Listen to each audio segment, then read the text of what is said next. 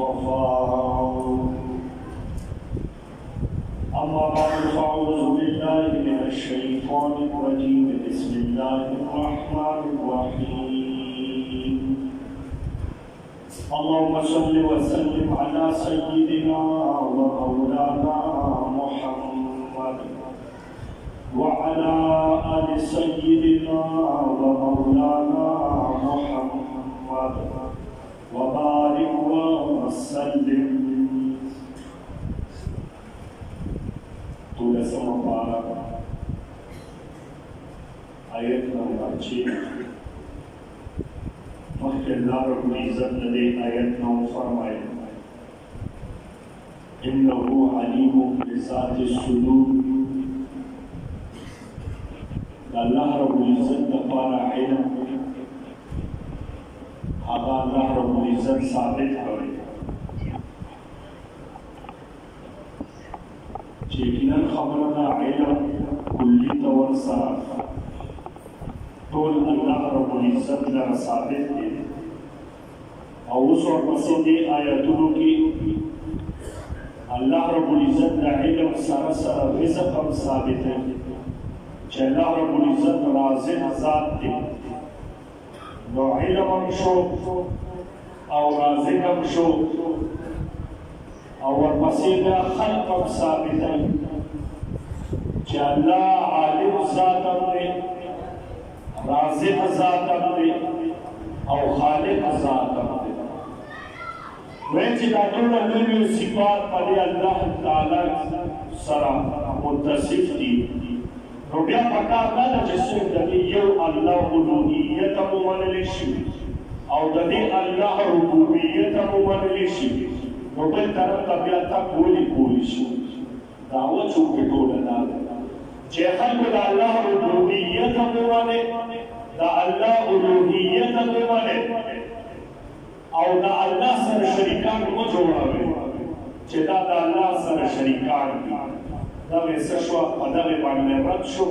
چې کوم دي به شرکیات کوو هغې رد شو او ثابت شو د الله لپاره علم او دغه رنګې رازق ذات دی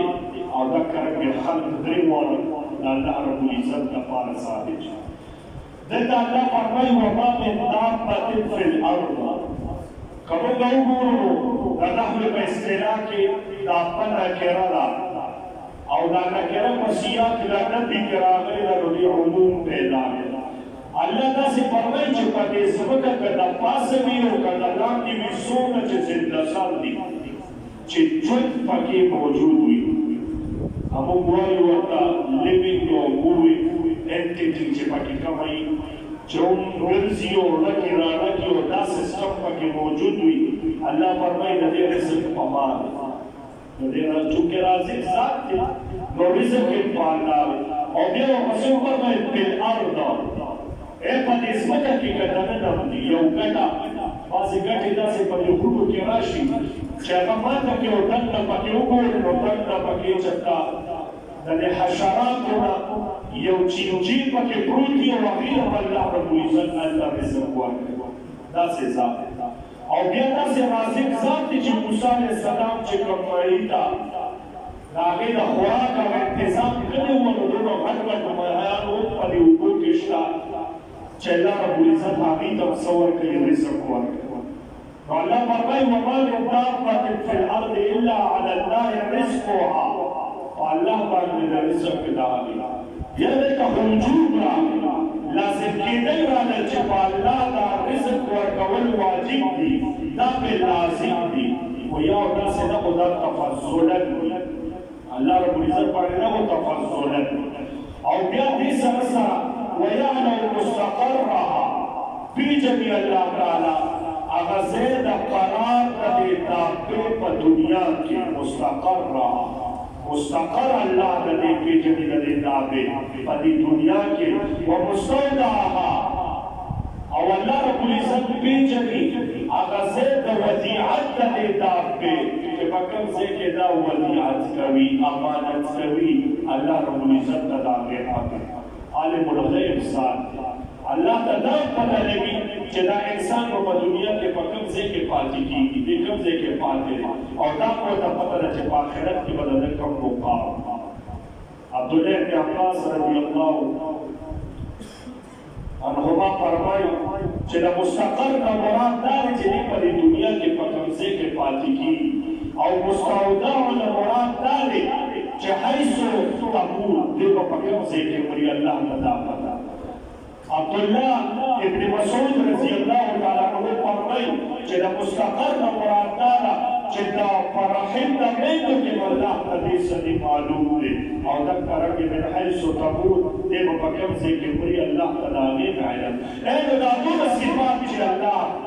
په دې سره متصف دی نو بیا ولې د الله عبادت نه کوئ؟ بیا ولې د الله سره شریکان جوړوئ؟ او کل فی کتاب مبین دا ټول چې دی نو دا په هغه لوح محفوظ هغه چې په هغې کې تقدیرات درج دي دا ټول په هغې کې ښکاره دي. الله رب العزت دا څه کړي دي دا لیکلي. چې دا ثابته شوه چې رازق ذات الله دی نو وهو الذي خلق السماوات والارض دغه الله هغه ذات دی چې پیدا کړي دي اسمانونه او ځمکه فی ستة ایام په شپږو ورځو کې. نو اسمانونه او ځمکې چې نه وي نو دا ورځو دا چې دي دا خو د اسمانونو او د ځمکې د حرکت نه پیدا کېږي. نو چې دا نه وي نو حرکت نه و چې حرکت نه و نو ورځې څنګه رالې وایي نه په مقدار د شپږو ورځو په مقدار د شپږو ورځو کې الله نو الله خالق هم شو د اسمانونو او د ځمکو. وکان عرشه علی الماء ځمکې اسمانونه نه د الله عرش موجود و الله عرش موجود. حدیث مبارک کې هم راځي چې وکان عرشه علی الماء قبل خلق السماوات والارض مخکې د اسمانونو او د ځمکو د الله د عرش څه وه دا په اوبو باندې. اوس الله رب العزت ته خو هر څه اسانه او بعضې روایاتو کې راځي چې دا اوبه دا الله رب العزت په هوا باندې ټینګه کړي. نو د الله عرش هغه مخلوق دی او اوبه ځینې دا مخلوق دی الله رب العزت اوس دا ټول هر څه د دنیا دا نظام دا هر څه د انسان دا مستقر د انسان دا پاتې کېدل په دنیا کې او په آخرت کې د دې ټولو لکه څه مقصد دی. الله فرمایي لیبلوکم ایکم احسن عملا. دا د دې لپاره چې دا ازمایش دی امتحان دی په تاسو باندې چې په کوم یو په تاسو کې ډېر ښه عمل والي د عمل په اعتبار سره په تاسو کې کوم یو اعلی قاضي عیاض لیکي دلته چې یاره د دې نه مراد څه دي؟ عمل هغه عمل چې په اخلاص سره وي اخلاص والا عمل ته څه دي مراد. ابن کثیر رحمه الله فرمایي چې احسن عمل یې ویلی دی اکثر عمل یې نه دی ویلی. اکثر عمل یې نه دی یاد کړی بلکې احسن عمل یې یاد کړی چې ډېر بهتر خو هغه عمل چې احسن وي اخلاص ورسره وي د شریعت او د سنتو مطابق وي د پیغمبر په طریقه باندې وي او د شرک او د داسې قسمه خبرو نه پاک. بس دا څه شو دا به بهترین احسن عمله شو. دا ټولې خبرې رالې نو بیا دا ذهن ته راشي چې یاره دا کافر خو نه مني دی ولې نه مني یاره دوی خو د بعض بعد الموت نه انکار کوي چې دوباره ژوند به ملاوېږي دې د دې خبرې نه ځي دا د دې ذهن نه دي وتښتېږي. الله فرمایي ولئن قلت اے پیغمبر حبیبه که ته د دې نه دا تپوس وکړه چې انکم مبعوثون من بعد الموت چې تاسو ته به دوباره ژوند درکړل شي بس خبره کړه لیقولن الذین کفروا وایي هغه کسان چې کافران شوي دي ان هذا الا سحر مبین نه دي مګر دا دروغ ښکار. قاموس والا وایي سحر حزب په معنا هم څه دی مستعمل دی یوازې سحر جدا چونکې جادو دروغ وي په سترګو باندې داسې څه وکړي چې دلته بل بل څه ښکاري. نو قاموس والا لیکلي چې دلته هم دا سحر په معنا د څه سره دی د دروغو سره دی. نو دوی دا وایي دا څه وایي دوی وایي دا دروغ ښکار دروغ ښکار. نو دا یې څه شوه دا خبره شوه دا ټولې علم او علم سره چې کوم دی رزق او رزق سره خلق د الله هغه عجایب او غرایب طرف ته اشاره وشوه او دوی بیا ورته ګوره د دروغو نسبت کوي. الله فرمایي عذاب شته عذاب ورته ملاوېږي او داسې عذاب چې دا او قرآن کریم څه عجایب او غرایب او فصاحت او د بلاغت نه ډک کتاب دا الله داسې کتاب دی چې زبردست کتاب دا څومره چې تاسو وینئ دا علما دا د دې نه مخکې چې څومره زموږ بزرګان دین تېر شوي دي یا چې کوم دی د دې نه زموږ کابلین وو علماء دیوبند وو د هغې نه متأخرین متقدمین زه ورپسې داسې او صحابه شو او نبي علیه السلام دا ټول مقامات چې دي موږ دا په دې کتاب دا د الله په کتاب باندې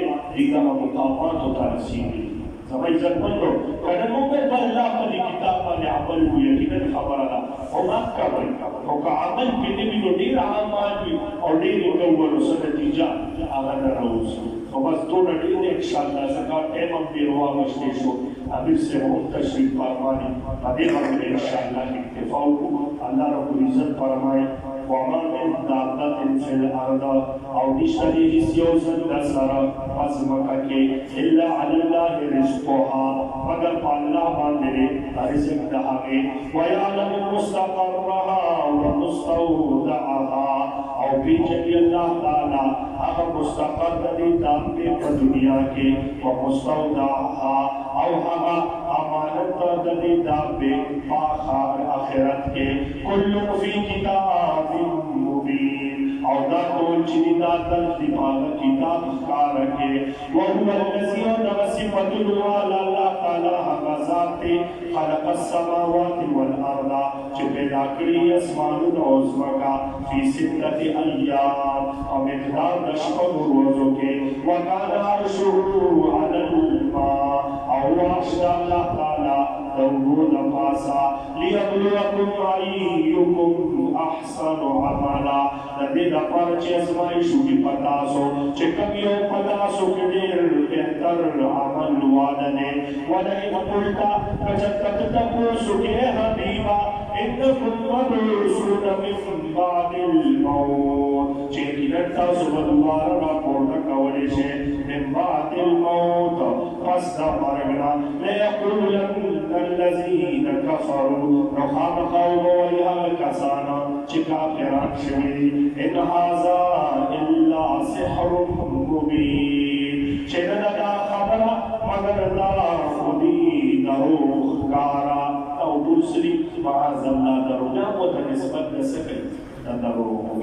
سبحان ربك رب العزة عما يصفون وسلام على المرسلين والحمد لله رب العالمين